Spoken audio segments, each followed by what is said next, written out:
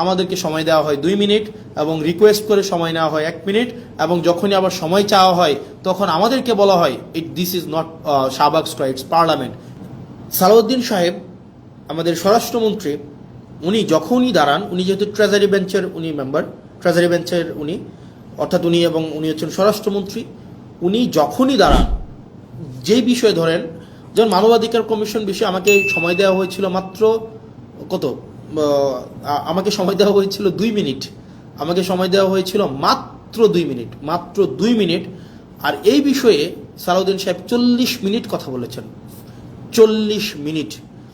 আমাদের সুপ্রিম কোর্টের সচিবালয়ের বিষয়ে আপনার 8 মিনিট কথা বলেছেন আপনার আক্তার ভাই, আসাদুজ্জামান সাহেব কথা বলেছেন অলমোস্ট 40 মিনিট।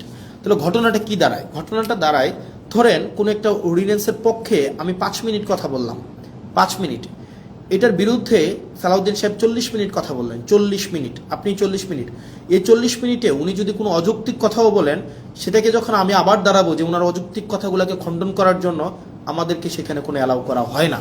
তার মানে আপনি সময় পাচ্ছেন 5 মিনিট আর সালাউদ্দিন সাহেব সময় পাচ্ছেন 40 মিনিট। আপনার কাছে উনার কথাটাই হচ্ছে কি, উনি উনার মতো করে মনের মাধুরী মিশিয়ে, মেটাফোর দিয়ে, উনি হচ্ছে ইতিহাস টেনে, উনি উনার নিজের ব্যক্তিগত অভিজ্ঞতা, দর্শন সবগুলাকে উনি হচ্ছেন সংমিশ্রণ করে উনার মনের মাধুরী মিশিয়ে উনি কথা বলতে পারেন।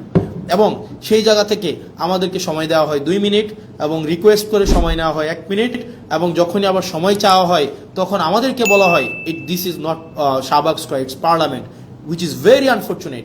কারণ আপনি একই টপিকে আপনার মানবাধিকার কমিশনের বিলের উপরে সালাউদ্দিন সাহেব কথা বলবেন 45 মিনিট, আর সেখানে আমাকে কথা বলতে দিচ্ছেন আপনি 2 মিনিট, আপনি আমাকে 2 মিনিট কথা বলতে দিচ্ছেন। মানে এটা খুবই আনজাস্টিফাইড। যখন এটারই বিরোধিতা আমরা করেছিলাম, যখন এটাই চেয়েছিলাম যে এটার বিরোধিতা হচ্ছে, তখনই হচ্ছে আমাকে বলা হইলো যে দিস ইজ নট